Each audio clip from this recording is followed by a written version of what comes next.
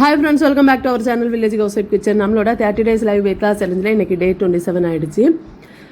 Day 27 இன்னைக்கு என்னோட weight பாத்தீங்கன்னா 77.500 இருக்கேன். weight செக் பண்ணி முடிச்சதுக்கு அப்புறம் வந்து காலையில என்னோட நான் குடிக்கிற தண்ணி குடிச்சிருந்தேன். அதுக்கு அப்புறமா வந்து வழக்கமா சாப்பிடுற மாதிரி ஒரு கப் டீ இனிப்பு இல்லாம கொஞ்சம் சூடா ஊதி குடிக்கிறப்ப அது கொஞ்சம் நல்லா இருக்கும். அதனால அந்த டீ எடுத்துட்டேன்.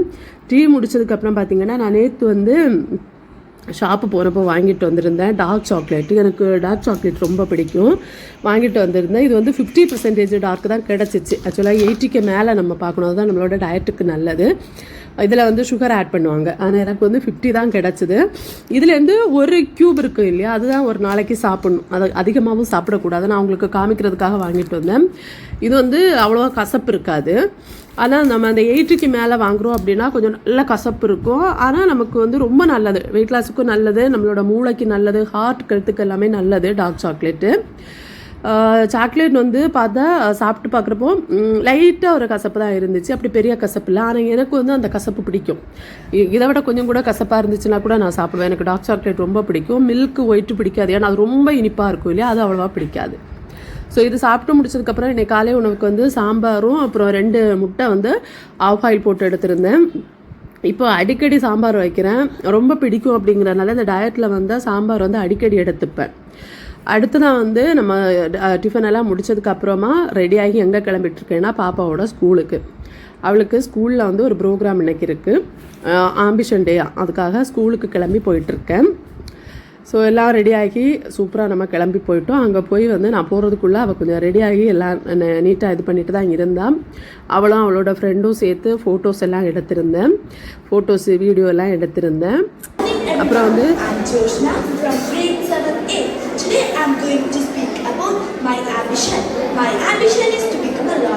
A lawyer is not just a person who argues in court. A lawyer is a voice for voiceless, a fighter for justice and a protector of truth. I want to become a lawyer because I want to help people who don't want to fight for their rights. In our society, many people suffer because they do not understand the law.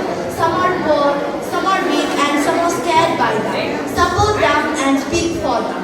That's why I have chosen this goal. To become a good lawyer, I know I must work hard, study deeply, and stay honest. I must be strong in communication and brave in character. One day, I want to stand in court with confidence and bring justice to those who deserve it. I know the journey is not easy, but I believe myself. I believe that my voice can bring change. Thank you, Melinda.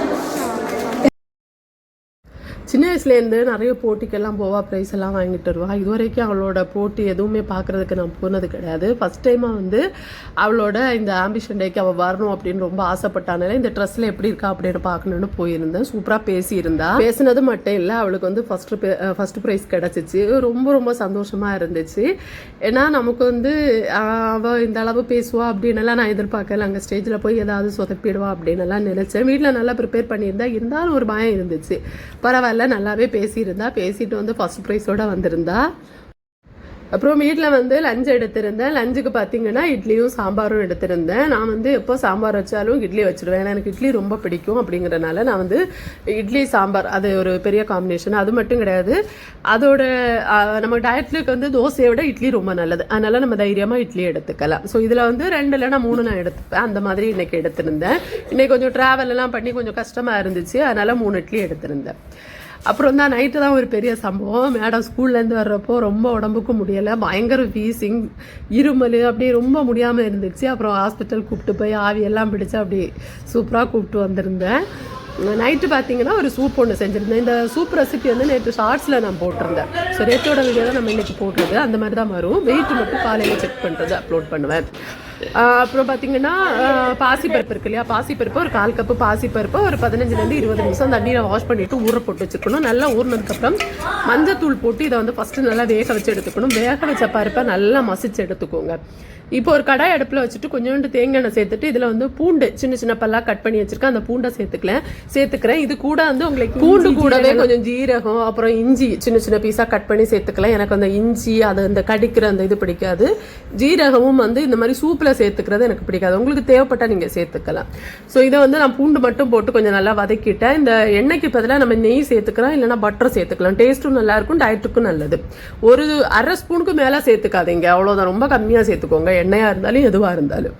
இப்போ வேக வச்சு மசிச்சு வச்சிருக்கோம் இல்லையா நம்மளோட பருப்பு, அந்த பருப்பை சேர்த்துட்டு இப்போ தேவையான அளவுக்கு தண்ணி சேர்த்து தேவையான அளவுக்கு உப்பும் சேர்த்து இதை வந்து நல்லா கொதிக்க விடலாம். நல்லா கொதிச்சதுக்கு அப்புறமா கடைசியாக வந்து பெப்பர் பவுடர் போட்டு இறக்கிட்டோம்னா ரொம்ப டேஸ்டான டின்னர் ரெசிபி ரெடி ஆயிடுச்சு. சூப்பு நல்லா வெயிட் லாஸ் ஆகும், உடம்புக்கு ரொம்ப நல்லது. சாப்பிட்றப்போ நல்லா ஃபில்லிங்காக இருக்கும், உங்களுக்கு பசியாக எடுக்காது, தூக்கம் வரும், நல்ல நைட்டில் நல்ல தூக்கம் வரும் இதெல்லாம் சாப்பிட்றப்போ. அதனால் நீங்கள் கண்டிப்பாக ட்ரை பண்ணுங்க. அப்புறம் வந்து கடைசியாக வேணும்னா கொஞ்சம் மல்லி இலை போட்டுக்கலாம். எனக்கு இந்த மல்லி இலை போடுறது வந்து நான் சொன்ன மாதிரி எனக்கு சில பொருட்கள் வந்து சில இது போடுறது எனக்கு சுத்தமாக பிடிக்காது. அந்த ஃப்ளேவரு அது வாயில் வந்து நச நசன்னு கடிப்படுறப்போ ஒரு மாதிரி கொமட்டிட்டு வரும். அதனால் முடிஞ்ச அளவு அந்த மாதிரி பொருட்களை நான் அவாய்ட் பண்ணிப்பேன். ஏன்னா நம்ம சாப்பிட்ற உணவு வந்து ஆரோக்கியமாக சாப்பிடணும், சரிதான். இருந்தாலும் அதை வந்து வேறு ஏதாவது நம்ம அரைச்செல்லாம் கூட நம்ம எடுத்துக்கலாம் உணவில். ஆனால் நமக்கு பிடிக்கலைன்னா நம்ம கடித்து அது வாமிட் வர அளவுக்கு போகக்கூடாது அப்படின்ட்டு நான் அதை அவாய்ட் பண்ணிட்டேன். மற்றபடி உங்களுக்கு அதெல்லாம் பிடிக்குதுன்னா நீங்கள் லாஸ்ட்டாக வந்து கொஞ்சம் மல்லி இலையெல்லாம் போட்டுக்கோங்க. பார்க்குறதுக்கும் கொஞ்சம் நல்லா இருக்கும், குடிக்கிறதுக்கு உங்களுக்கு பிடிக்குதுன்னா ஓகே. இப்போ அவ்வளோதாங்க. இப்போ சூப்பு நல்லா கொதிச்சிடுச்சா, இந்த கொதிச்சு இந்த இறக்குற ஸ்டேஜ் வர்றப்போ கடைசியாக வந்து பெப்பர் பவுடர் போட்டுக்கோங்க உங்களோட காரத்துக்கு ஏற்ற மாதிரி. இப்போது சூப்புலலாம் ரொம்ப காரமாக இருக்கணும்னு இல்லை, ஓரளவு காரம் போதும். நான் லைட்டாக தான் பெப்பர் பவுடர் போட்டு இறக்கியிருந்தேன், அவ்வளோதான். இப்போ இந்த சூப்பை வந்து குடிச்சோன்னா நல்லா ஃபில்லிங்காக இருக்கும், டேஸ்ட்டாகவும் இருக்கும். பட்டரில் செஞ்சிங்கன்னா இன்னும் டேஸ்ட்டாக இருக்கும். ஸோ அவ்வளோதான், இதுதான் இன்றைக்கி என்னோட டின்னரு. இந்த ரெசிபி உங்களுக்கு பிடிச்சிருக்குன்னு நினைக்கிறேன். உங்களுக்கு ஃபேட் லாஸ் பண்ணணும், வெயிட் லாஸ் பண்ணணும், ஃபாஸ்ட்டாக ட்ரை பண்ணுறீங்க அப்படின்னா நல்லா சாப்பிட்டே பண்ணுற மாதிரி இந்த மாதிரி சிம்பிளான ரெசிபிஸை ட்ரை பண்ணுங்கள். அடுத்த வீடியோவில் சந்திக்கலாம். Tata bye bye friends.